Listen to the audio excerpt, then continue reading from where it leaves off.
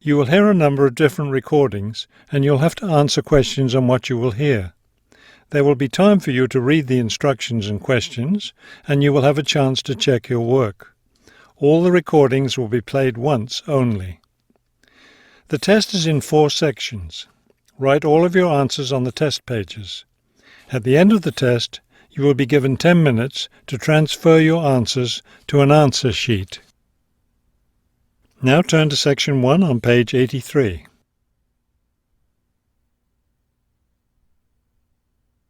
Section 1.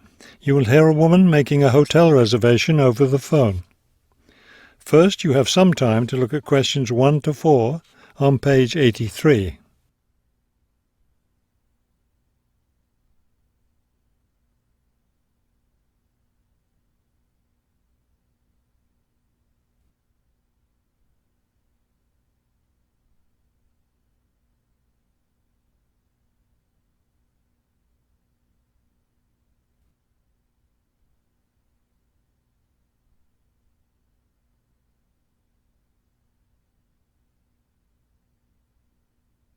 You will see that there is an example that has been done for you.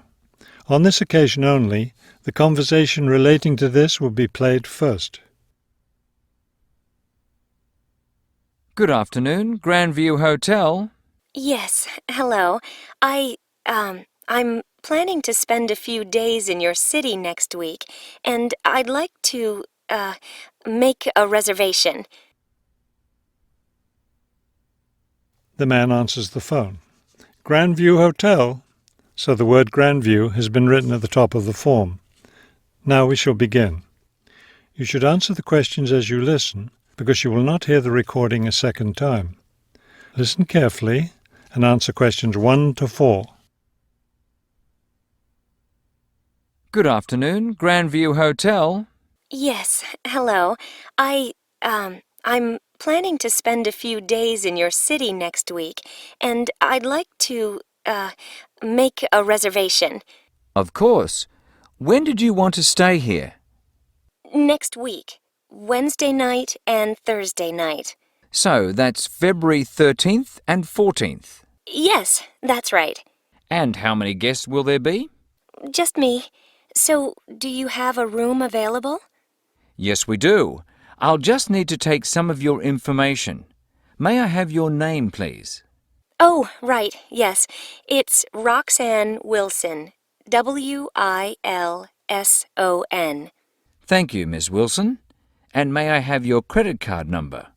It's 233-618-9872.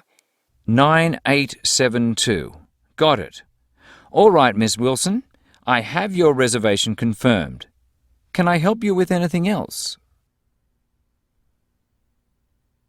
Before you hear the rest of the conversation, you have some time to look at questions 5 to 10 on page 83.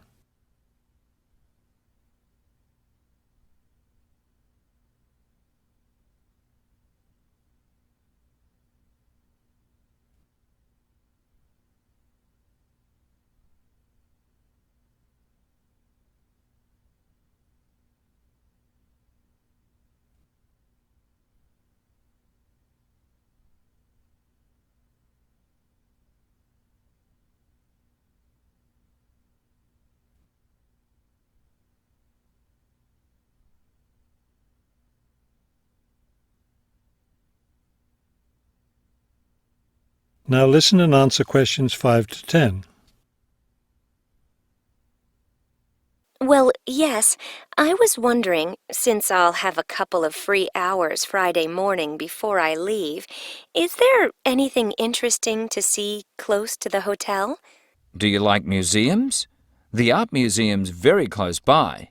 I love museums, but not art. Can't stand it. I've heard your city has a very interesting science museum, though. Yes, but unfortunately it's closed in the winter. Are you interested in shopping? Sure, I love shopping. Are there any good stores nearby? Yes, we have a large shopping mall just 2 bus stops away. You take the bus to Monument Square, and it's just half a block from there. Just look for the post office. and you'll see the mall entrance next to it. Fabulous. What about lunch? I hear your city has good restaurants. Yes, there's a nice restaurant very near. It's just across the street from the park. Sounds good. I can have lunch, then walk in the park afterwards. I have one more question. What's the best way to get to the hotel from the airport? Subway is the fastest, of course. There are buses, but they're quite slow. I'll be arriving quite late, after 10 p.m. I thought I might have to take a taxi. The subway runs until midnight. Oh, good. Then I'll do that. Will there be someone at the hotel front desk that late? Oh yes, the front desk stays open until 2. That is the end of section 1. You now have half a minute to check your answers.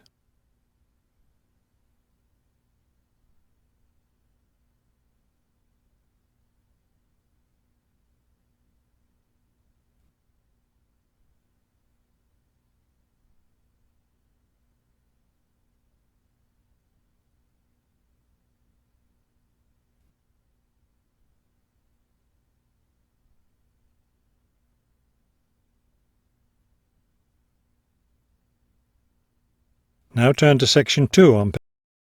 Section 2. You will hear a tour leader giving information about a bus tour.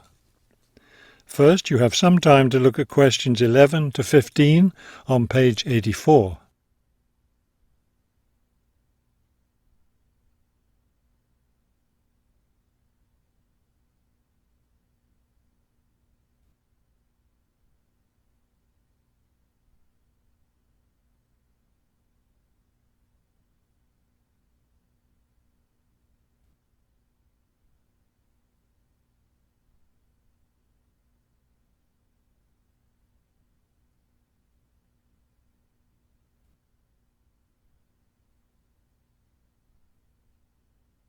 As you listen to the first part of the talk, answer questions 11 to 15. Thank you for choosing City Tours. The reason so many people choose our tours when visiting this city is because you can design your tour to suit your own interests. Your all-day pass entitles you to board our bus at any stop and stay as long as you like at each place. The all-day bus pass costs $18 for adults.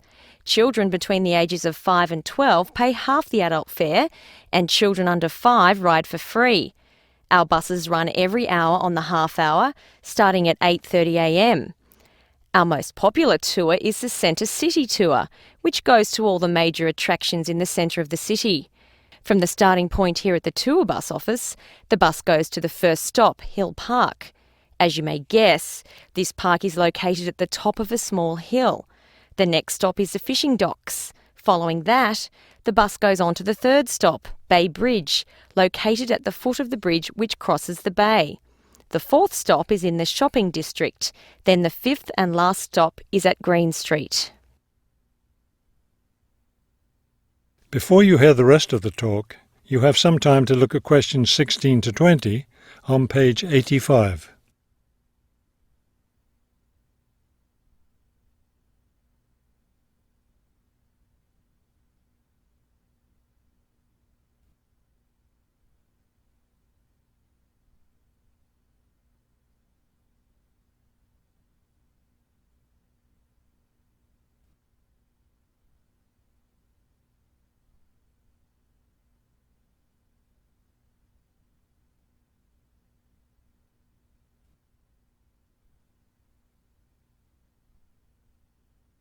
Now listen and answer questions 16 to 20.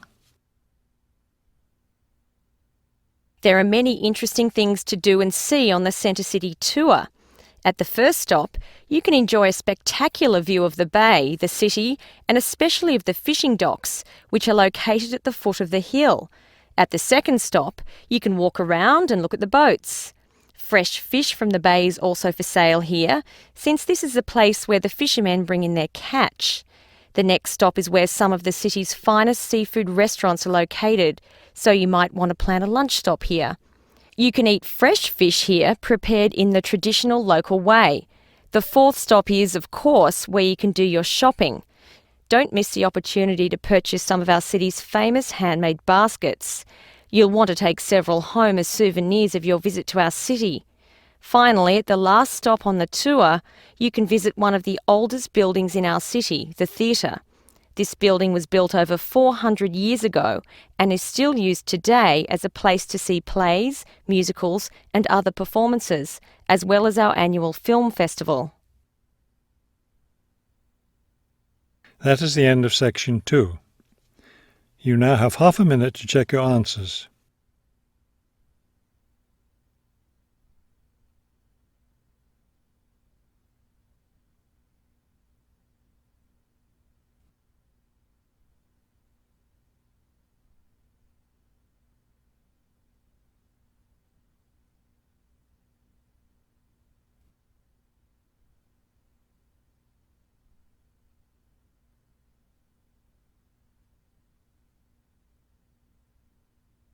Now turn to section 3.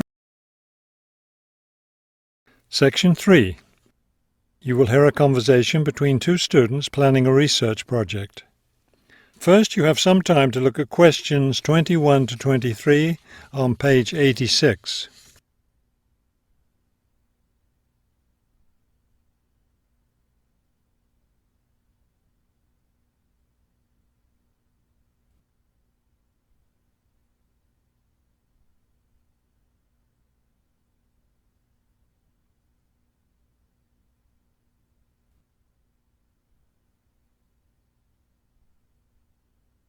As you listen to the first part of the conversation, answer questions 21 to 23.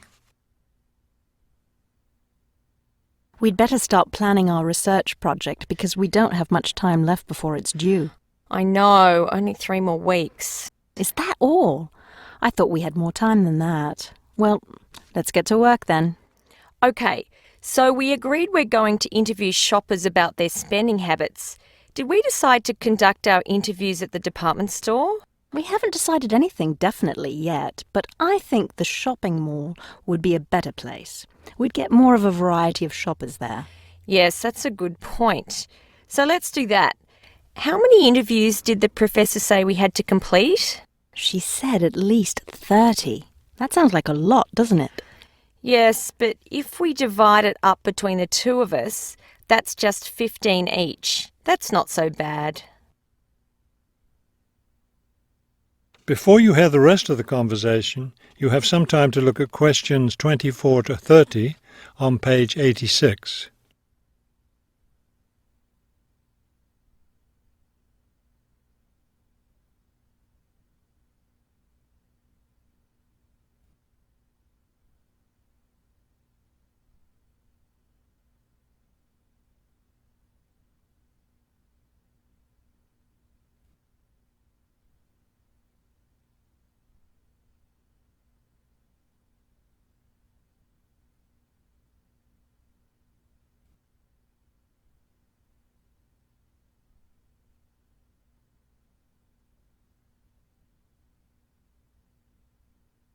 Now listen and answer questions 24 to 30.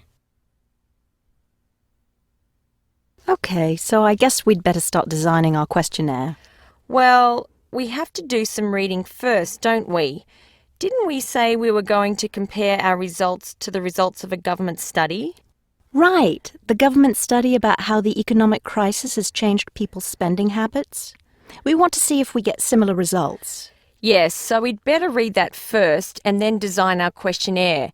Then I guess we'll be ready to go out and interview shoppers. No, don't you remember?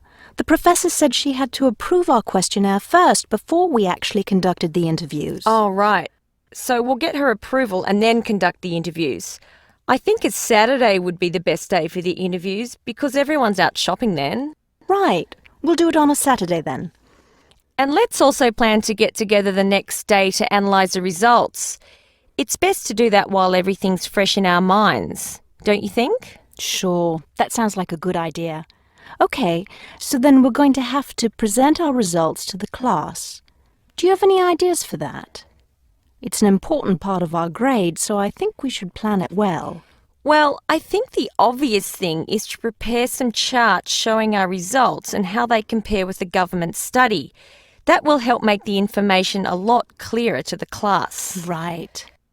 Okay, so we'll draw up some charts of the results. And then that's it. All that will be left to do is give the class presentation. Do you think we can be ready on time? I sure hope so. Let's get started now. That is the end of section 3. You now have half a minute to check your answers.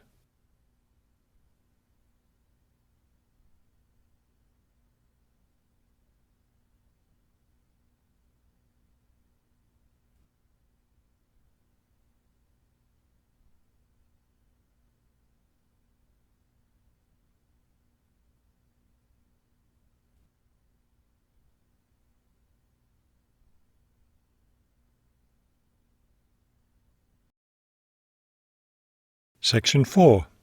You will hear a professor give a lecture on Louisa May Alcott. First, you have some time to look at the questions 31 to 40 on page 87.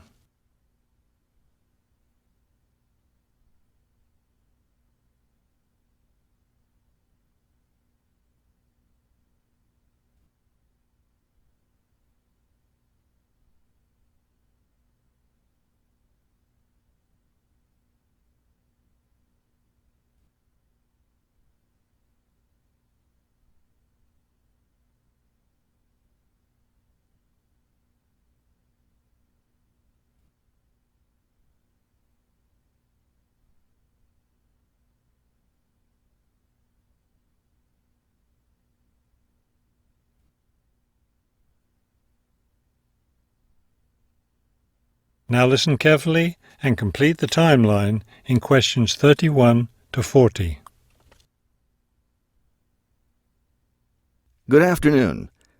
Today I'd like to continue our discussion of the lives of prominent American writers by talking about Louisa May Alcott, one of the best-known 19th century writers. Alcott is known for her moralistic girls' novels, but she was a much more serious individual than those novels might lead one to believe. She was born in 1832, the daughter of Bronson Alcott, who was one of the founders of the Transcendentalist movement. Bronson Alcott was a philosopher, but not a provider, and the family lived close to poverty. From an early age, Louisa was determined to find a way to improve her family's economic situation. As a teenager, she worked to support her family by taking on a variety of low-paying jobs, including teacher, seamstress, and household servant. Alcott also started writing when she was young. She wrote her first novel when she was just 17 years old, although it wasn't published until many years after her death. It was called The Inheritance. In 1861, the Civil War broke out. Alcott worked as a volunteer, sewing uniforms and bandages for soldiers. The following year, she enlisted as an Army nurse. She spent the war years in Washington, nursing wounded soldiers at a military hospital. While working at the hospital, she wrote many letters to her family at home in Massachusetts. After the war, she turned the letters into a book, which was published under the title Hospital Sketches. She also wrote numerous romantic stories, which she sold to magazines. Around this same time, she was offered the opportunity to travel to Europe as the companion to an invalid. When she returned home from Europe in 1866, she found her family still in financial difficulty and in need of money, so she went back to writing. Her big break came in 1868, with the publication of her first novel for girls, Little Women. The novel achieved instant success, and the public wanted more. From then on, Alcott supported herself and her family by writing novels for girls. It wasn't the writing she had dreamed of doing, but it earned her a good income. Alcott took care of her family for the rest of her life. In 1878, her youngest sister May got married. A year later, May died after giving birth to a daughter. Louisa Alcott raised her sister's orphaned child. In 1882, Bronson Alcott suffered a stroke. Soon after that, Louisa Alcott set up a house for him, her niece, her sister Anna, and Anna's 2 sons in Boston. Her mother was no longer living by this time. Alcott was still writing novels for girls, including 2 sequels to Little Women, Little Men and Jo's Boys. The latter was published in 1886. Louisa Alcott had suffered poor health ever since she contracted typhoid fever while working as a war nurse. She died in March of 1888, at the age of 55. She was buried in Concord, Massachusetts. That is the end of section 4. You now have half a minute to check your answers.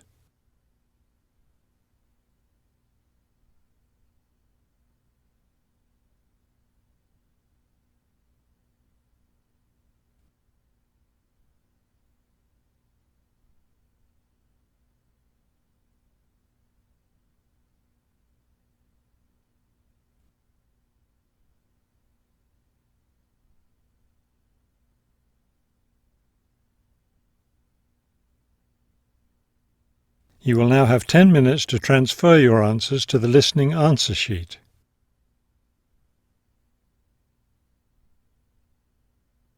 It's your birthday. Happy birthday. It's your birthday. Happy birthday. It's a great day. That's what we say.